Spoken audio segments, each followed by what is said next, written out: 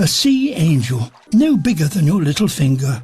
It's eaten little for months. Its empty stomach glows orange. And there are other hungry arrivals. A sea butterfly, a snail with wings. Both angel and butterfly are blind, but each monitors minute changes in the water as they search for a meal. This angel has a devilish side. Its mouth parts invert to form a deadly trap of tentacles,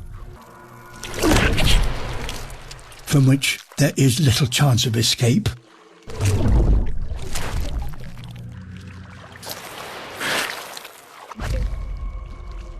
With a stomach full of prey, this angel has lost its glow, but not its appetite. It feasts while it can. Both predator and prey will soon return to the depths.